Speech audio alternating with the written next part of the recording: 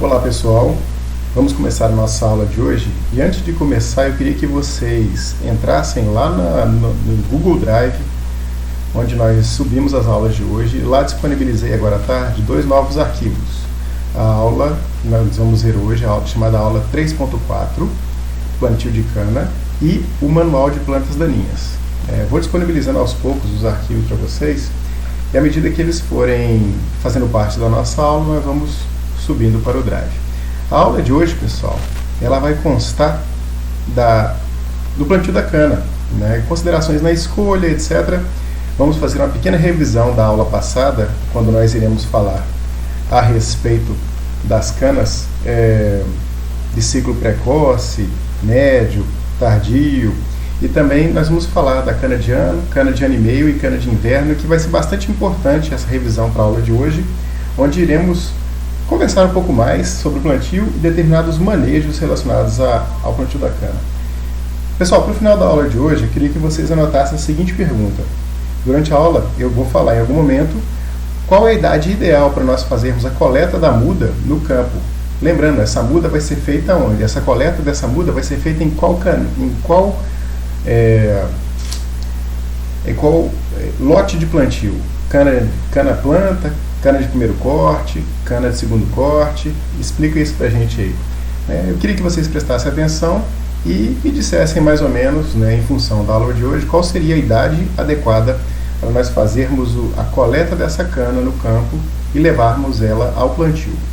Bom, primeiro de tudo, vale ressaltar que, como já foi dito em aulas passadas, o plantio da cana-de-açúcar ele é uma arte, onde se faz um manejo de diferentes condições ambientais. Já vimos nas aulas passadas aquela tabela que nos mostra as diferentes faixas de fertilidade do solo, as diferentes condições de produtividade do canavial.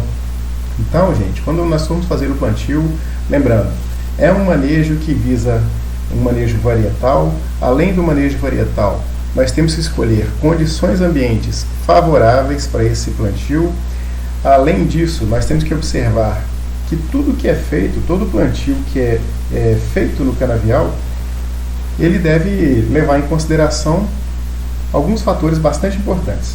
Primeiro fator, qual é a variedade que vai ser plantada? Porque a variedade, como já vimos em aulas passadas, se relacionando com o ambiente, com o clima, com o solo, ela vai se comportar de uma forma diferente. E isso a gente vê perfeitamente nesse gráfico, que vocês também vão estudar bastante na aula de melhoramento genético, com o professor Carlos, que fala que o fenótipo é o genótipo mais o ambiente, além da interação entre genótipo e ambiente. O que eu quero dizer com isso? Vocês lembram nas aulas passadas, quando eu falei da RB 867515, a cana mais plantada no Brasil? Essa cana é um excelente genótipo? Quando nós levamos em consideração que é uma cana resistente ao estresse hídrico, sim, é um excelente genótipo. O ambiente que eu falei para vocês a respeito dessa cana não é uma cana que precisa de um ambiente mais arenoso? Isso, gente, se eu pego a 7515 e coloco no ambiente extremamente fértil ou muito alagado, a interação entre o genótipo e o ambiente vai dar uma produtividade menor do que o seu potencial. Por isso, quando nós escolhemos uma variedade, essa variedade ela é uma interação entre o genótipo mais o ambiente e a relação que foi construída entre o genótipo e o ambiente. O que a gente não pode mudar dentro desse processo? O genótipo. O genótipo é um parâmetro é um parâmetro fixo. Esse parâmetro fixo ele vai trazer para a gente condições que são extremamente importantes para a germinação daquele material. É a carga genética, mas a carga genética ela só se expressa quando ela está em ambiente favorável. E o que pode ser alterado pelo produtor? O ambiente. Quando se altera o ambiente, certamente se altera também a interação genótipo-ambiente. Uma vez que na escolha do ambiente mais adequado para o genótipo em questão, nós podemos promover uma interação mais adequada entre genótipo e ambiente. E lembrando disso, na aula passada, nós falamos que o potencial de rendimento da cana ele está relacionado com uma série de fatores. Uma série de fatores que passa desde a maturação, do teor de fibra, da vinhaça produzida, da riqueza em açúcar do material, do solo, enfim, uma quantidade infinita de variáveis que devemos levar em consideração. E nessa aula de hoje nós vamos falar um pouco sobre as questões relacionadas ao plantio e alguma coisa relacionada também ao manejo de herbicidas, certo? Lembrando também que na aula vamos comentar um pouco sobre o florescimento da cana-de-açúcar. Bom, como já foi falado na aula passada, as variedades de cana, elas são classificadas quanto à sua maturação. E aí, pessoal, lembrando, né, lembra lá no quadro quando a gente escreveu, as variedades de ciclo precoce apresentam um teor de sacarose superior a outras variedades no início da safra. E quando que começa a safra da cana-de-açúcar? Entre abril e maio. As variedades de ciclo médio, o que nós podemos falar dessas variedades? Ela apresenta um teor de sacarose superior às outras variedades no meio da safra, que ocorre entre junho, julho e agosto. As variedades de ciclo tardio, elas vão para o final da safra, outubro, novembro. E aí, gente, nós teremos essas três variedades, quando essas três classificações, elas relacionam-se no período de colheita. No período de colheita. Então, olha só, eu tenho variedades de ciclo precoce, médio e tardio, né, quando a gente vê a colheita dela sendo feita nos primeiros períodos do ciclo precoce. De ciclo médio, nós temos variedades que são colhidas entre junho, julho e agosto, e variedades de ciclo tardio sendo colhidas entre setembro, outubro, novembro, enfim, mais o final do ciclo. Quando a gente observa essa tabela, esse slide que eu estou apresentando para vocês agora, a gente tem que perceber a seguinte divisão que é feita nesse slide.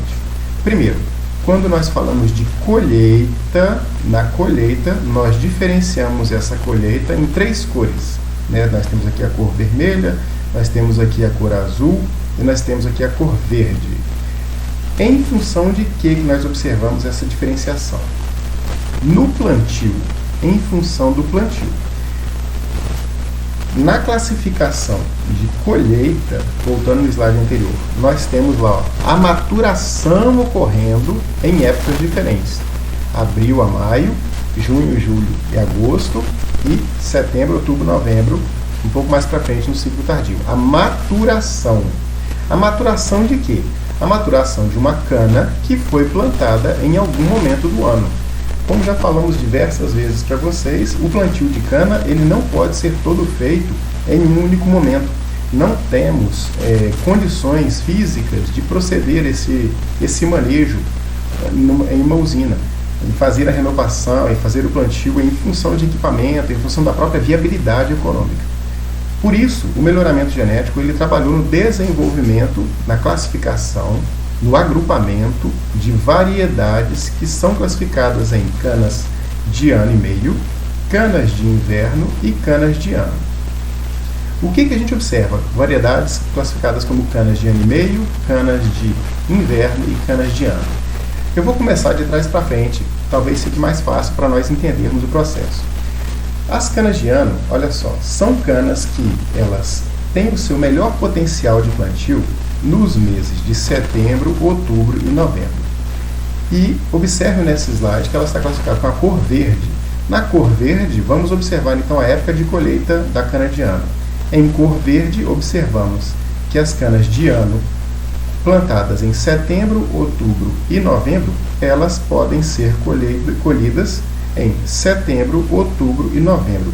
O que significa essa colheita em setembro, outubro e novembro? Significa que a maior maturação, o melhor teor de sacarose na maturação concentra-se entre setembro, outubro e novembro para as variedades de ano.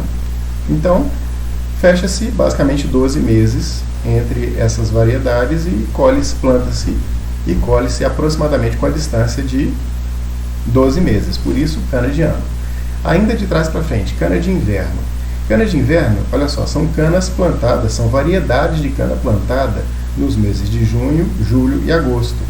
Esse plantio entre junho, julho e agosto, se nós observarmos o gráfico de colheita desse plantio entre junho, julho e agosto, vamos perceber que temos variedades aqui que podem ser colhidas de maneira precoce, média ou tardia. Ou seja, dentro das variedades que têm o seu melhor potencial de plantio nos meses de junho, julho e agosto, nós temos canas que têm o melhor potencial de maturação precocemente, nos meses de maio, por exemplo. Temos canas de ciclo médio com maior potencial de saturação de sacarose, maior potencial de maturação, maior acúmulo de sacarose nos meses de junho, julho e agosto. E também nós temos canas consideradas tardias, que vencem o intervalo de 12 meses aqui, mas não só por causa disso, é pelo fato delas serem colhidas no fim do ciclo. Lembrando, cana de ano e meio, então teremos apenas canas de ciclo tardio. Canas de inverno, nós temos canas de ciclo precoce, médio e tardio, em função do seu plantio. E a cana de ano? Como nós podemos identificar a cana de ano? A cana de ano, nós temos canas de ciclo precoce, médio e tardio. Cana de ano e meio. Cana de ano e meio. Por quê? Porque elas são plantadas no início do ciclo. Aqui entre os meses de fevereiro, março, abril, maio.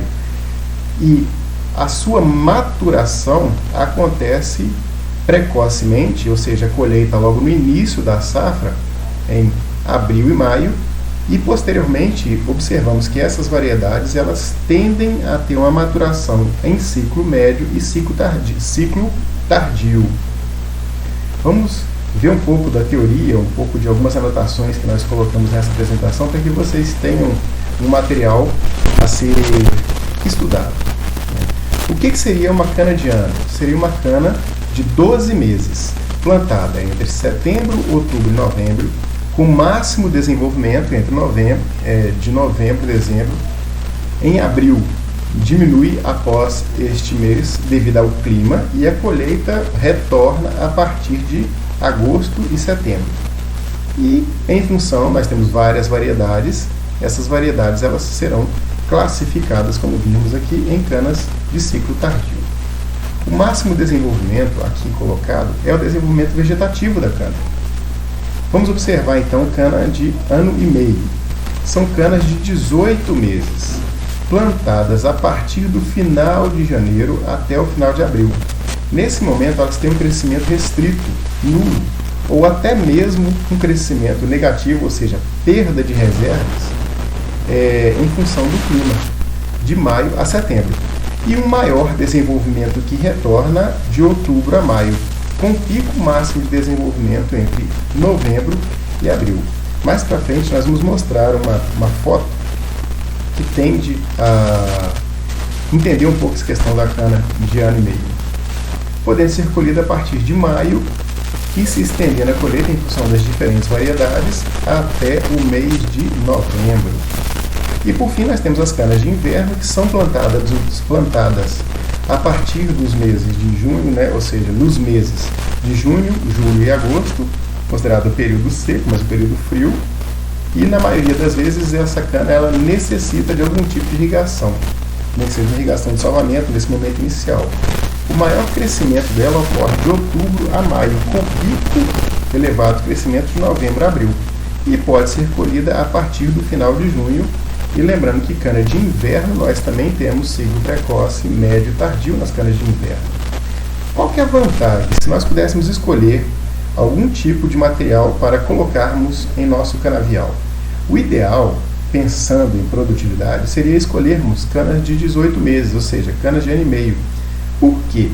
Porque o início do desenvolvimento desse material vai promover um acúmulo de reservas que ao longo do período de colheita, quando volta a chuva, quando voltam as chuvas no ano, esse material tende a produzir uma maior quantidade de toneladas por hectare, o que não significa necessariamente uma maior produção por planta, mas significa que o que não significa uma maior produção por colmo. mas significa uma maior produção de colmos por hectare. E isso é importante. Isso é importante porque a gente observa, olha só, que em toneladas de matéria verde por hectare é um padrão que se repete para canas de ano e meio em relação a canas de ano. As canas de ano e meio, elas tendem a acumular maior material vegetal no campo nesse momento do seu ciclo produtivo, em função das reservas já produzidas, mesmo que em pequena quantidade no início do ciclo. Enquanto as canas de ano, elas tendem a ter um acúmulo menor e, logicamente, uma produtividade também um pouco menor.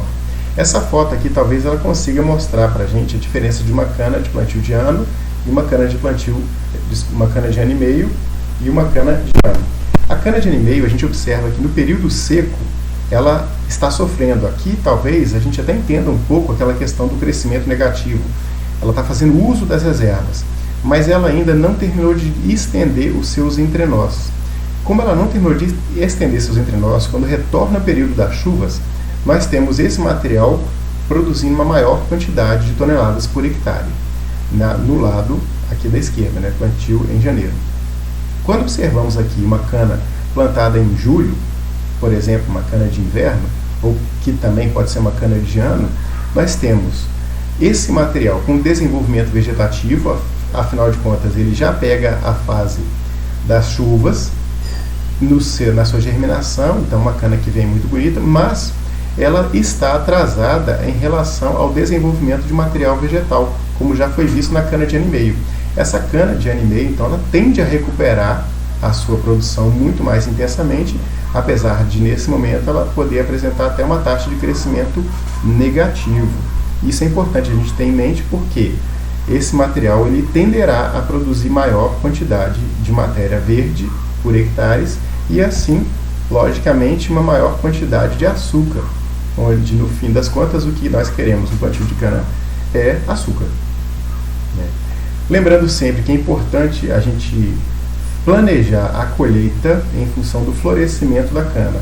O que a gente tem que pensar aqui é o seguinte: no florescimento, grande parte dos metabólitos estão sendo direcionados para as sementes.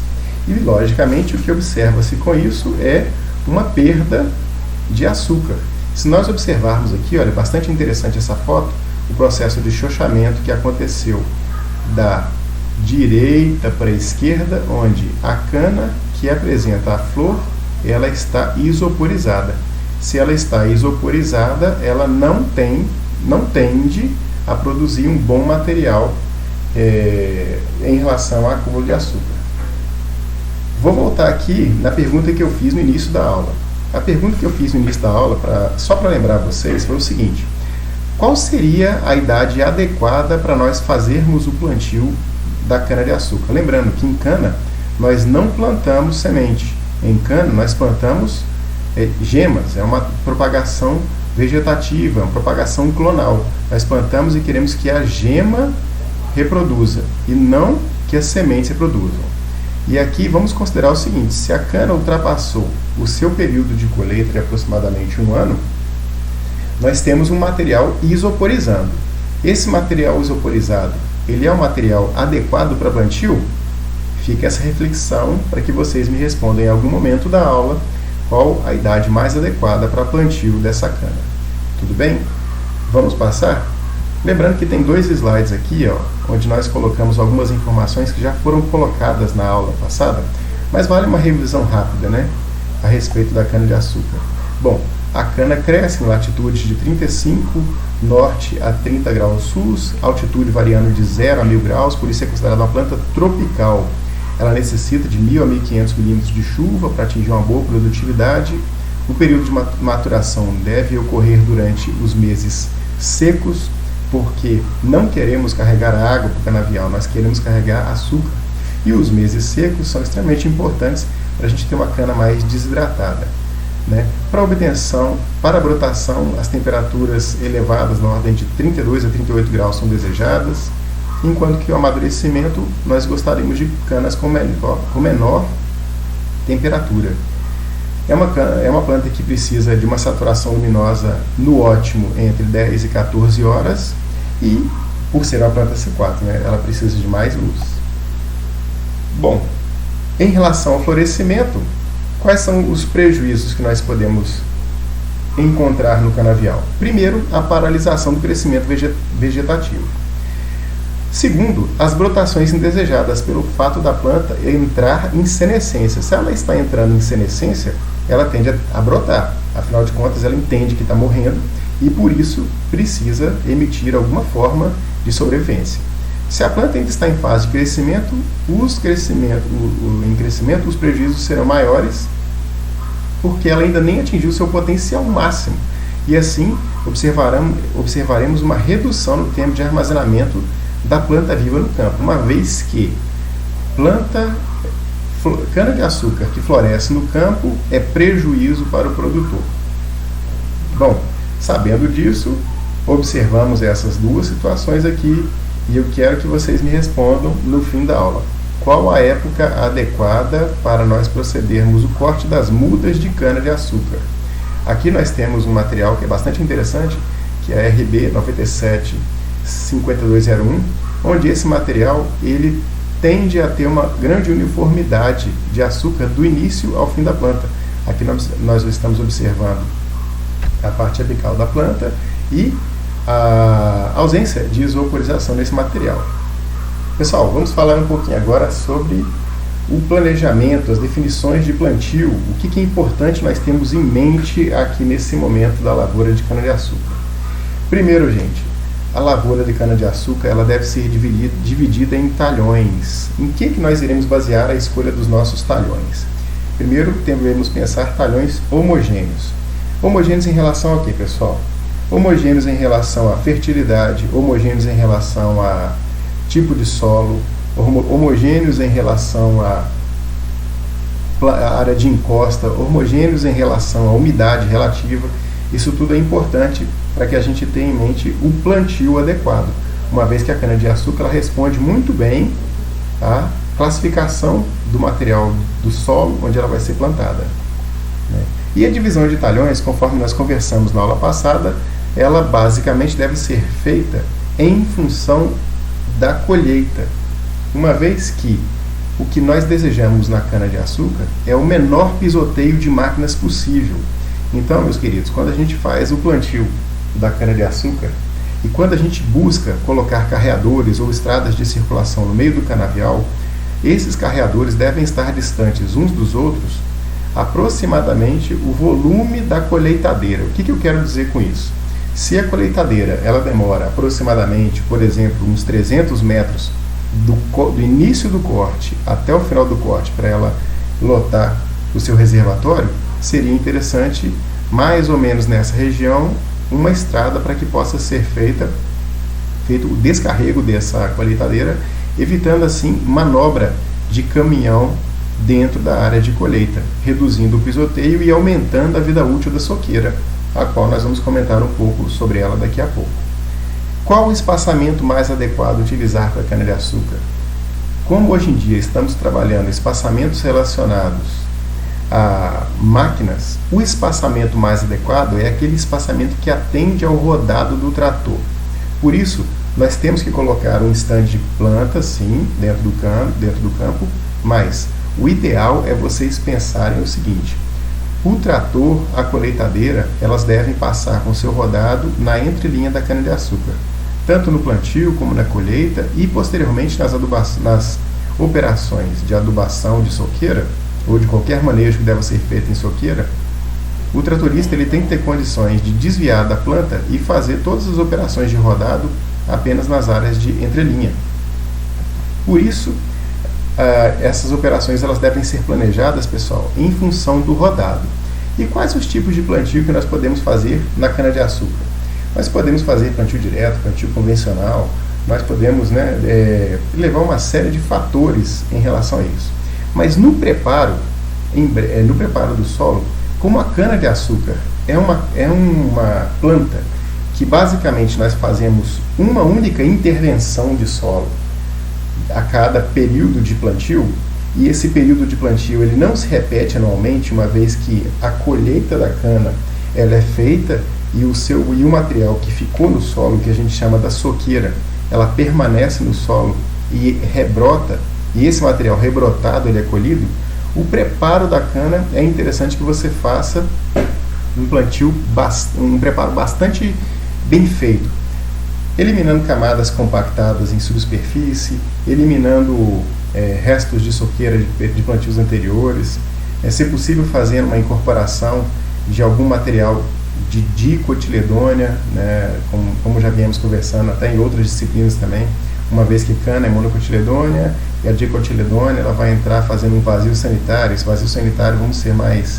vai ser mais detalhado na próxima aula. Então, entre plantio direto e plantio convencional na cana-de-açúcar, muitas vezes opta-se pelo plantio convencional, com várias operações de aração-gradagem, e essas operações de aração-gradagem proporcionando a quebra das camadas compactadas em subsuperfície e uma melhor distribuição de adubo, de corretores, né, de produtos corretores na linha de plantio. E vocês vão observar também que é importante que seja feito um bom sulcamento nas operações de plantio. Mas é só isso que é importante nas operações de plantio? Por quê? Porque as operações de plantio elas devem favorecer a brotação.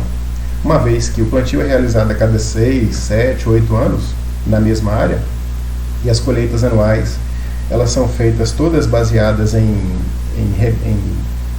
corte de soqueira, o plantio então ele deve favorecer imensamente a brotação. Por isso, quando vamos discutir agora alguns fatores que estão relacionados a uma boa brotação do canavial.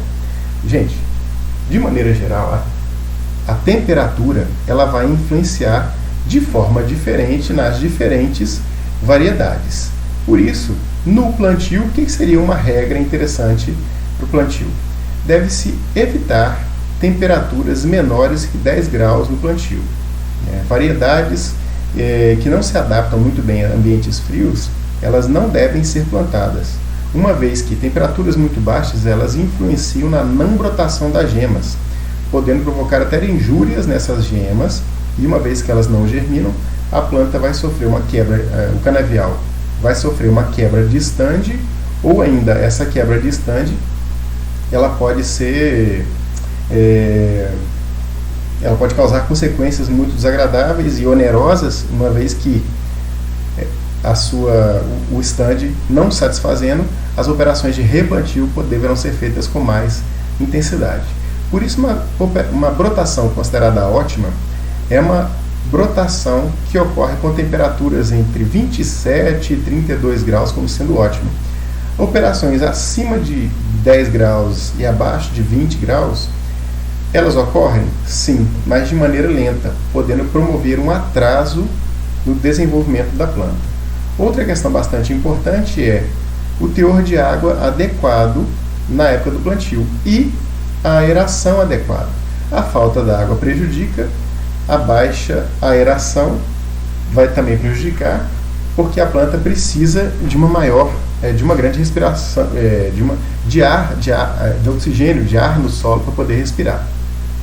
A escolha da variedade, como dito já intensamente, a escolha da variedade é extremamente importante, né?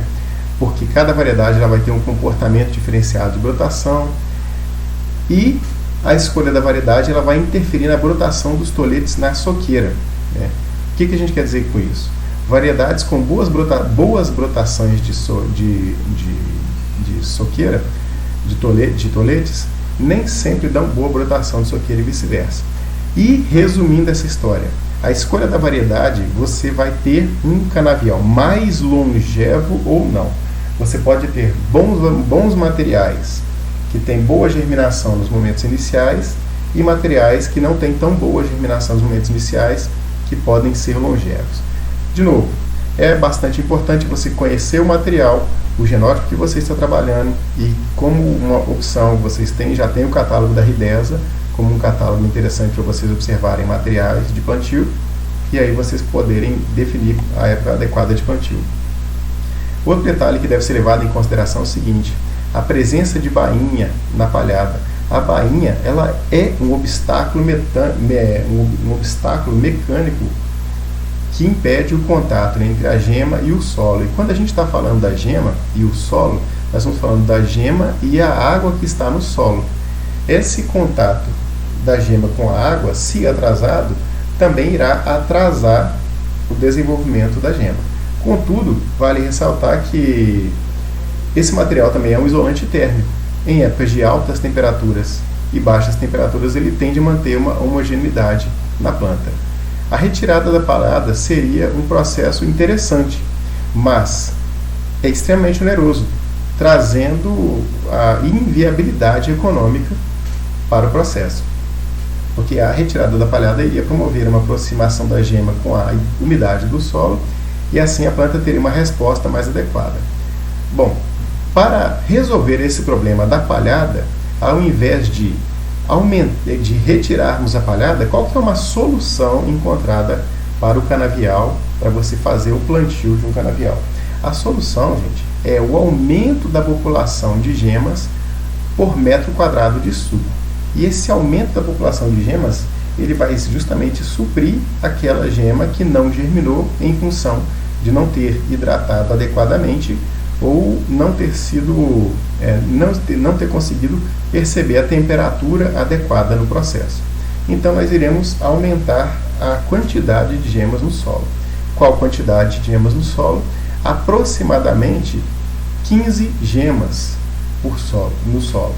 Essas 15 gemas não significa necessariamente que elas irão germinar. Vamos chegar lá. Gente, qual seria lá o número de gemas e a idade do tolete adequado? Bom, para mudas de cana-planta, o ideal seriam mudas novas. O que são mudas novas? São plantas com até 10 meses, onde não haveria a necessidade de picar o material, de repartir o material. Mais para frente iremos ver fotos falando a respeito disso. Porém, quando a muda for mais velha, tal processo melhora a brotação, porque quebra a dominância apical do material. Iremos observar esse processo acontecendo mais lá à frente no campo. Então, olha só, idade adequada de muda. Aproximadamente 10 meses, mudas novas, onde, mesmo não havendo a necessidade de picar esse material, muitas vezes ele é picado sim, né, justamente para quebrar a dominância apical. E o stand adequado no plantio, muitas vezes, é de 15 gemas por metro, ou até um pouco mais, onde vale ressaltar a necessidade de nós colocarmos as plantas pé com ponta. O que é isso? Imagine que você tem uma planta de cana e a base dela o intervalo de 1 metro não comporta as 15 gemas, comporta umas 6, 7, 8 gemas. Para você atingir as 15 gemas, você precisaria de colocar 2, 3 varas de cano dentro do mesmo cômodo, próximos uns das outras. O que é interessante você fazer para melhorar a germinação? Você colocar essas plantas alternadas, ou seja, enquanto uma você coloca no sentido da esquerda para a direita no solo, a outra cana, colmo de cana, você coloca da direita para a esquerda, fazendo assim com que o estande de gemas seja alcançado e naquele metro você tenha gemas de canas diferentes, logicamente, e de diferentes idades, as quais irão promover um bom estado de germinação. Quais cuidados ainda temos que ter na hora de fazer esse plantio? Usar toletes oriundos de colmos de bom estado nutricional. Normalmente, as canas-plantas que irão se tornar canas de primeiro corte são canas que tiveram um solo mais bem preparado e, por isso, uma melhor distribuição nutricional no seu plantio. O intervalo entre o corte da muda e a distribuição da cana não deve ser muito longo. Por quê?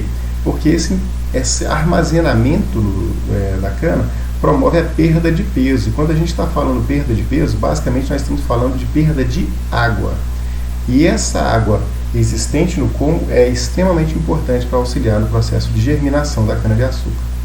Bom, os maiores prejuízos no armazenamento eles vão se encontrar onde? Nas gemas do meio e da base da cana, ou seja, as gemas mais baixeiras. Essas gemas, elas por terem um pouco maior teor de sacarose, elas tendem a ser mais atacadas por patógenos oportunistas, desculpa, patógenos oportunistas, né? Por isso, gente, o ideal é plantio rápido, tá bom? Se houver a necessidade de armazenar uma cana para plantio, nunca ultrapassar o intervalo de uma semana, sob pena de uma baixa germinação de material germinativo. E no suco de plantio, outra ação que é extremamente importante é a cobertura de terra com terra no suco o mais rápido possível, porque essa cobertura ela irá dificultar a perda da água do tolete para a atmosfera. E como devemos proceder o plantio então, pessoal? Olha só, lembra daquele suco que foi escavado na operação aqui atrás? Essa operação que nós observamos aqui atrás, esse suco escavado é ideal que ele tenha uma dimensão entre 20 e 30 centímetros de profundidade no suco. Lembrando que o preparo da terra para cana-de-açúcar é um preparo mais profundo, porque nós queremos esse espaço de aproximadamente 10 centímetros de solo bem preparado para que as raízes iniciais da planta elas possam se desenvolver e encontrar uma quantidade de água adequada. Outra questão importante no plantio da cana-de-açúcar é o seguinte, é você, imediatamente após a distribuição da cana, você fazer a cobertura desse colmo com solo. Mas quanto de terra que devemos colocar? A quantidade toda, os 20 centímetros que foram escavados no suco? Não. Devemos colocar um pouco menos, entre 8 e 10 centímetros, porque à medida que você vai fazendo as próximas colheitas, é necessário, muitas vezes, um processo de continuar juntando terra, e o próprio rodado do trator, ele vai fazer essa operação de juntar a terra. Quando não for ele, essa operação ela poderá ser feita manualmente mesmo em grandes áreas. O plantio de cana é uma operação bastante onerosa, porque basicamente nós temos o plantio manual da cana. E nesse plantio manual nós temos a necessidade de ter no caminhão das mudas alguns funcionários distribuindo as canas, arremessando quantidades de cana do caminhão em direção aos sucos de plantio, alguns funcionários no campo fazendo a distribuição desse material no campo, lembrando que esse plantio ele deve ser feito pé com ponta, né, como é dito, base com ponta, para que você tenha uma melhor germinação, uma melhor distribuição de gemas no canavial, e a partir daí você vai ter então uma melhor brotação do canavial. Os sucos podem ser feitos das mais diferentes formas, mas é sempre importante salientar o seguinte, mesmo que em plantio mecanizado, mesmo em plantio em áreas relativamente planas, esse suco deve ser feito em nível, para que você reduza a perda de solo na operação de plantio. Bom, sobre a distribuição da muda, observe aqui em cada cana que você tem 2 até 3 varas de colmo de cana sendo distribuídas umas sobre as outras. E essa distribuição ela vai ser feita então pé com ponta. Essa distribuição pé com ponta, como já foi dito, justamente para você fazer a adequada brotação do canavial. Num próximo momento, essa cana deve ser cortada. Cortado, por que cortar essa cana? Porque ao cortar, você irá quebrar a dominância apical. Pessoal, observem o tamanho dessas varas de cana. Aqui nós temos varas de cana de 2, 3 metros de comprimento. E se nós deixarmos ela no seu tamanho original, as gemas oriundas da parte do ponteiro da cana, elas tendem a germinar mais e melhor do que as gemas da base do canavial. Por isso, meus queridos, essa germinação ela pode ser prejudicada. Assim, a melhor forma de controlar a germinação da cana é você fazendo a quebra da dominância apical através do corte dos colmos. E esse é o aspecto que a gente observa. Basicamente, vários pequenos toletes contendo 2 a 3 gemas espalhados próximos uns dos outros. Lembrando que aqui nós iremos tentar um stand de aproximadamente 15 gemas por hectare. Claro que há uma pequena variação em função de cada genótipo. E posteriormente deve ser feita a cobertura desse material com uma camada de solo de até aproximadamente 8 centímetros. Vale a pena observar aqui, olha, que a camada de solo que foi utilizada em cobertura, ela não tampou todo o suco de plantio. Por quê? Porque numa próxima operação de colheita, por exemplo, você terá a brotação da soqueira que ficou nesse canavial. E essa soqueira germinando, ela será capaz de continuar em alta produtividade durante longos períodos, né? Aqui a gente observa algumas operações de plantio que podem ser feitas para proceder à amontoa. Uma delas é essa sucagem, né, fazendo a distribuição de material, ou ainda essa própria sucagem, ela pode ser feita quando você usa a renovação de uma pastagem, ou quando você pega uma área que anteriormente ela era uma área que já tinha material vegetal e você vai fazer uma tentativa, né, uma possibilidade de plantio direto do canavial, e aí você está tentando então cavar a soqueira, deixando o material adequado para a germinação da planta. É interessante observar aqui, olha só, o plantio direto foi feito nessa condição anterior. O que está acontecendo? Enquanto o material vegetal antigo, uma outra torceira de cana que foi plantada, está morrendo por dessecação, uso de algum herbicida, você já tem o desenvolvimento do material novo. Gente, vale ressaltar que todas as operações, mesmo plantio direto, devem visar a correção do solo, devem visar um manejo adequado, quebra de camadas compactadas, porque é importante no canavial você ter uma condição de solo bastante longeva para a sua lavoura, né?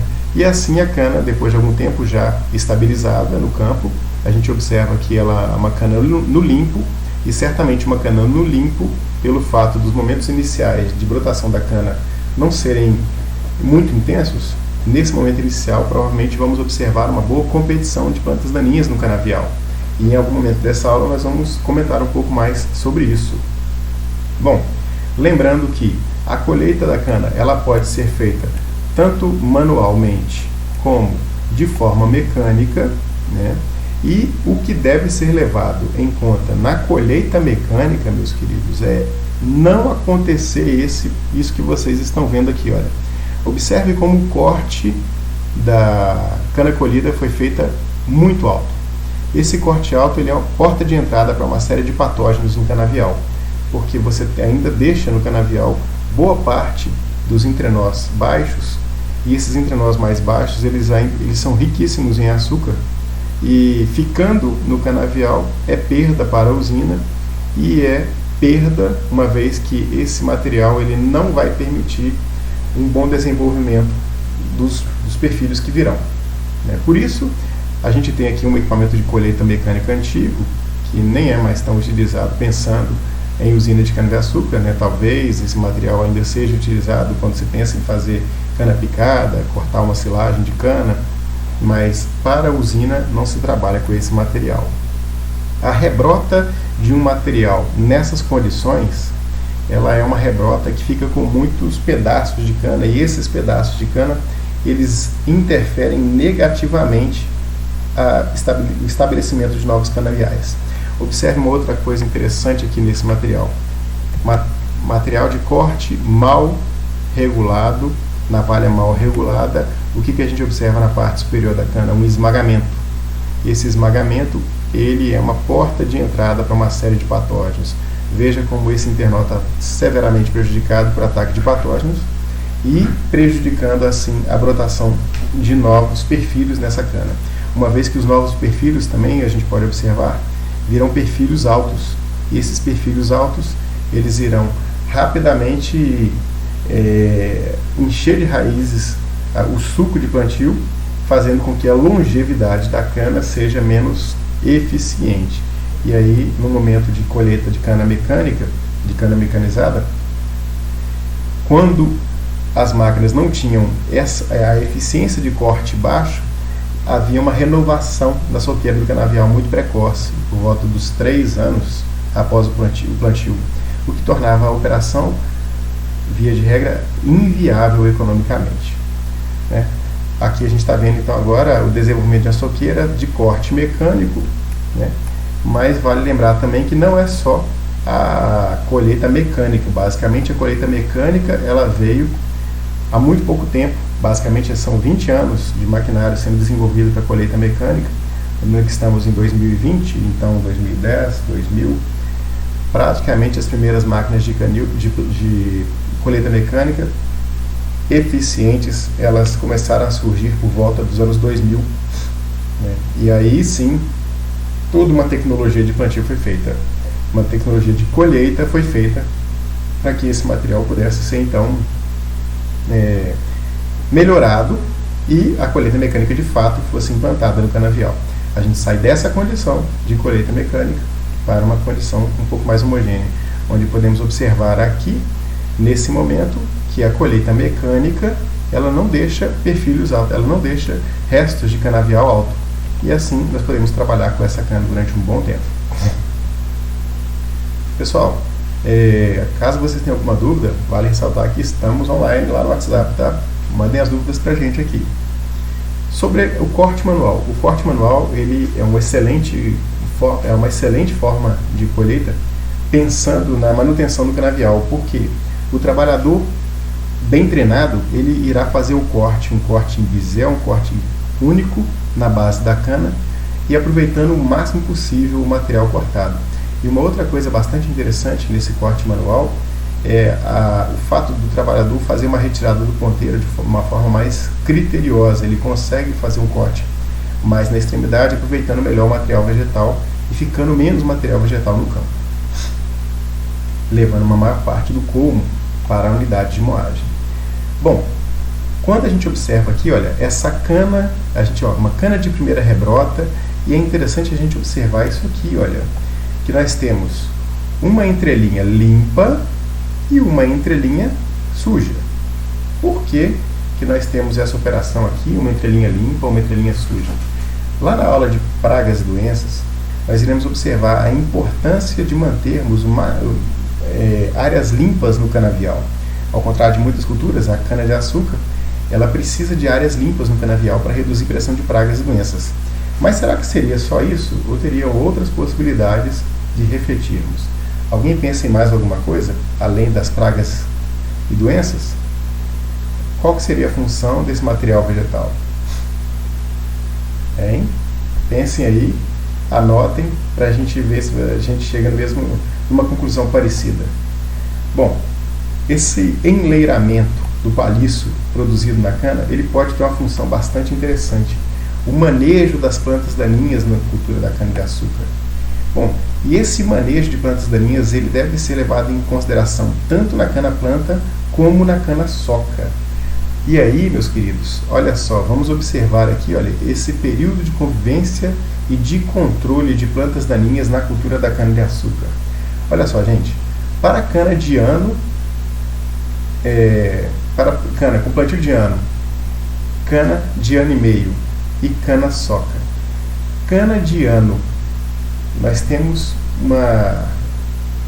um período total de prevenção de interferência de aproximadamente 90 dias. Gente, 90 dias, 3 meses onde o produtor deve tomar cuidado com o desenvolvimento da planta daninha no canavial. 3 meses. Lembrando que a fase inicial de desenvolvimento da cana-de-açúcar ela é lenta. E a cana-de-açúcar, pelo fato de ser uma monocotiledônea e o seu plantio ter um espaçamento em função do rodado do maquinário muito grande, é um ambiente bastante propício para o desenvolvimento de plantas daninhas. É um ambiente bastante propício para o desenvolvimento dessas plantas daninhas. E aí, o período total de prevenção de interferência na cana, ele costuma ser bastante elevado, variando de 60 a 90 dias. Contudo, vale ressaltar que existem períodos onde não há necessidade de fazer a interferência, mas também existe um período crítico onde o não controle das plantas daninhas, ele deixa consequências graves para o campo. Primeiro, vamos dar uma olhada aqui, olha, nessas fotos, observando aqui um canavial em formação. Olha só, um canavial em formação, olha quanta área exposta tem nesse canavial. Caso esse canavial não tenha sido manejado em relação a plantas daninhas, olha só as possibilidades que nós podemos ter. Desde o desenvolvimento desenfreado de gramíneas, até desenvolvimento desenfreado, por exemplo, de outras plantas de cotiledôneas, ditas plantas de folha larga. E isso, meus queridos, é muito prejudicial para a produtividade do canavial, né?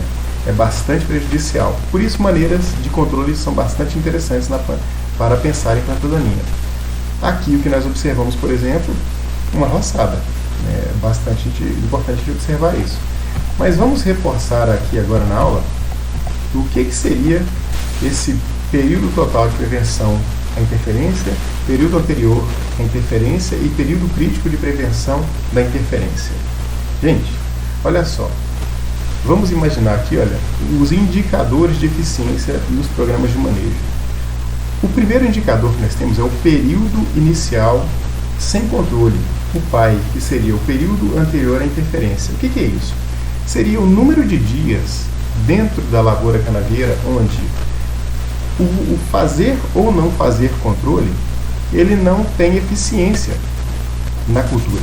Se não há eficiência nesse manejo na cultura, a pergunta é: para que gastar esforço, dinheiro, esforço financeiro, esforço humano para fazer o controle? Uma vez que durante um período inicial esse controle ele não sofre interferência, ele não consegue impedir o desenvolvimento da planta daninha. Para isso, a gente tem que pensar o seguinte: que existem indicadores onde vão fazer com que a produtividade sim aumente quando você faz o manejo das plantas daninhas. E esse indicador para a gente vai ser o período total de prevenção, da interferência. E esse período ele vai justamente constar de todo aquele ambiente onde o tempo não necessário para a prevenção e o tempo necessário para a prevenção seja feito pelo homem, porque a partir de um determinado momento, com o desenvolvimento da própria cultura, o mato vai ser controlado pela própria cultura. O que a gente quer mostrar para vocês com relação a isso? Quando a cana atinge um determinado desenvolvimento, o próprio crescimento dessa planta vai impedir a manifestação da planta daninha sobre ela. Então, se nós temos um período que não interfere no desenvolvimento da planta daninha e um período onde, a partir de tal ponto que a própria cana consegue controlar o mato, existe uma condição que é extremamente importante como indicador de eficiência nos manejos dos programas de planta daninha, que seria o período crítico de prevenção à interferência, onde esse período ele ocorre do final do período anterior de prevenção à interferência até o período total de prevenção à interferência. Nesse momento, meus amigos, se o controle for feito, a lavoura prospera. Se o controle não for feito, o produtor com certeza vai ter uma grande perda no seu canavial. E aí a gente observa aqui então, com relação à produtividade, no limpo e no mato. Se você não tem uma boa produtividade, aqui é um exemplo que a gente trouxe para vocês. Se você não tem uma boa produtividade, se você não tem um bom controle no mato, você tem uma rápida queda no desenvolvimento, e se você tem um bom controle, você tem uma alta produtividade. Tem alguma parte teórica aqui para vocês darem uma olhada em casa. Acho que é interessante vocês terem esse material para consulta, para entender um pouco mais os conceitos relacionados a cada uma dessas etapas. Mas, na cana-de-açúcar, a gente tem que pensar o seguinte: as épocas mais importantes para controle do mato na cana-de-açúcar são nos meses de janeiro, fevereiro e março, ou ainda outubro, novembro e dezembro, esses meses ditos meses verdes aqui. Por quê? Porque ou é uma época de alta incidência de chuva, e essa alta incidência de chuva ela vai promover uma grande brotação do mato. Lembrando que essa época de janeiro, fevereiro, de novembro em diante, você está com o seu canavial basicamente no limpo, porque toda a colheita já aconteceu. E aí, esse momento é importante você tomar cuidado na cana-de-açúcar. Lembrando, meus amigos, que esse plantio de cana de ano e meio, ela acontece nesse momento de janeiro, fevereiro, março. Então você vai ter muita área exposta. E essa área exposta, então, ela deve ser controlada para evitar perdas na cana-de-açúcar. Afinal de contas, o canavial, como já foi dito, ele vai estar baixo, ele vai estar muito curto, muito pouco desenvolvido ainda, e esse pouco desenvolvimento poderá favorecer a interferência de plantas daninhas, seja tanto monocotiledôneas como dicotiledôneas, né? E aí, algumas operações são bastante interessantes. Aqui, observamos o controle cultural, observamos aqui uma roçada, sim, mas também pode ser feita o uso de herbicidas. Esses herbicidas seletivos para o grupo das canas-de-açúcar, e esse herbicida, então, pode ser utilizado no manejo. A melhor forma de poder identificar as plantas em questão e fazer o manejo adequado é saber quais são essas plantas. Por isso eu estou mandando também para vocês o manual de identificação de plantas infestantes, onde cada um poderá identificar através do nome científico a planta que melhor desenvolve que melhor desenvolve no canavial, e assim fazer o manejo adequado, o controle adequado. Vamos olhar aqui então a corda de viola. Quem será essa tal dessa corda de viola? Enquanto a gente olha, eu quero que vocês prestem atenção aqui no material. E esse material é o manual de plantas daninhas. Nesse manual de plantas daninhas, você vai lá localizar a corda de viola. Corda de viola. É interessante que vocês tenham em mente esse material, corda de viola, né? Como sendo... Será que existem mais alguma planta com esse nome? Vamos ver? Corda de viola. Será que tem mais alguma corda de viola? Por que é interessante a gente ter isso em mente? Olha só, existem 31 referências no livro sobre corda de viola. E a partir daí, olha só, a corda de viola ela se tornou um nome popular da cultura, da planta daninha na cultura.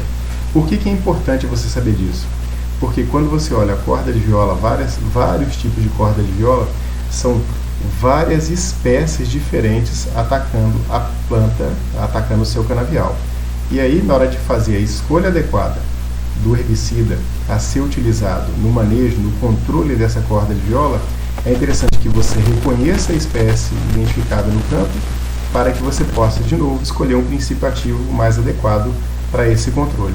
Então, vamos supor que a corda de viola que nós encontramos no canavial seja a Ipomeia púrpura.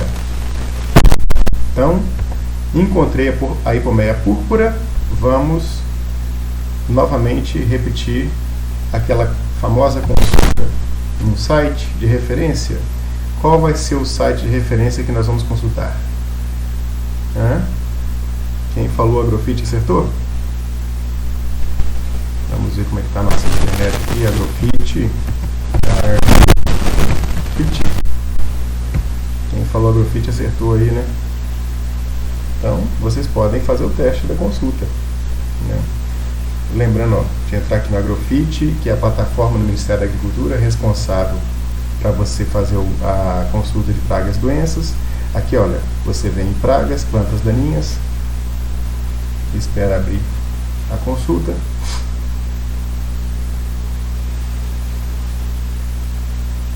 E aí você vem com o nome científico e vamos consultar. Opa, existe uma planta aqui, ó. Vamos ver o que temos de referência em relação a essa planta daninha. Ó, temos aqui dados gerais sobre essa planta.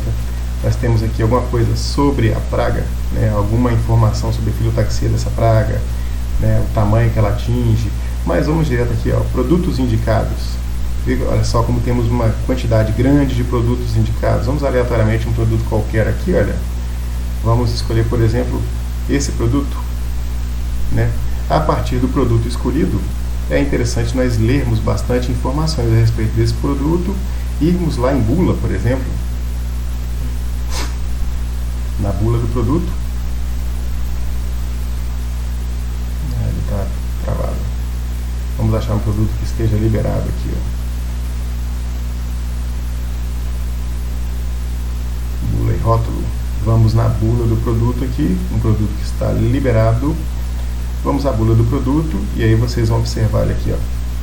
A bula está sendo baixada e a partir daí gente vai abrir a bula e ver se esse produto ele está liberado para a nossa cultura em questão.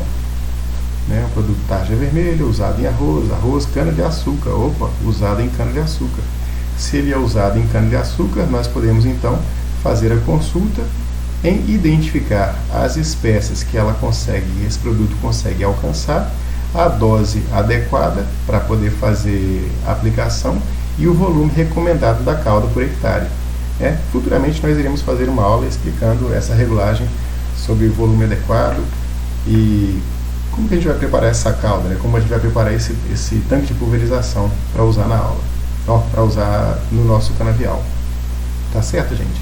Vamos voltar para a nossa aula aqui então. Olha, a corda de viola, problema resolvido, fizemos lá o manejo adequado, lembrando que esse manejo adequado foi feito em função de uma consulta no site da Agrofit, do Ministério da Agricultura, Pecuária e Abastecimento, onde entramos com o nome da planta daninha, na planta daninha identificamos qual é a planta daninha e a partir daí observamos aqui uma série de produtos que estão recomendados para essa planta daninha e que podem ser utilizados.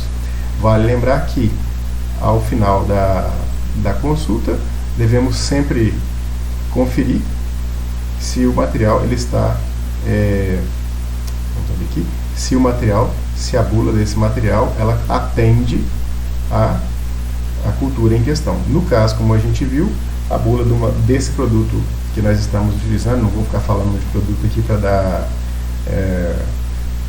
enfim, porque o objetivo da aula é o objetivo da gente fazer uma consulta qualquer, não estou aqui recomendando nenhum produto para ninguém. E aí, a partir da observação, vamos lá, classe do herbicida, herbicida seletivo de ação sistêmica e, antes de qualquer coisa, observe se ele é recomendado para a cultura em questão. Se ele for recomendado, muito bem, você pode proceder o tratamento. Tá joia? Fechando aqui então o produto, fechando outro produto, vamos retornar à nossa aula. Retornando à nossa aula, assim para a gente aqui, retornando à nossa aula, a gente vai observar então que é extremamente importante você reconhecer a planta daninha que está no canavial, até mesmo para, olhando o produto, olhar qual que é o período adequado de prevenção a essa planta daninha. Bom, sobre as pragas e doenças da cana-de-açúcar, a gente vai ver também que a cana-de-açúcar apresenta uma quantidade muito grande de doenças e pragas que constam como pragas da cultura. Mas isso, meus amigos, veremos em uma próxima aula. Eu espero que vocês tenham gostado da aula de hoje e lembrando que estaremos disponíveis no WhatsApp para consulta e, mandem suas perguntas e é isso mesmo. Até a próxima e tchau, tchau.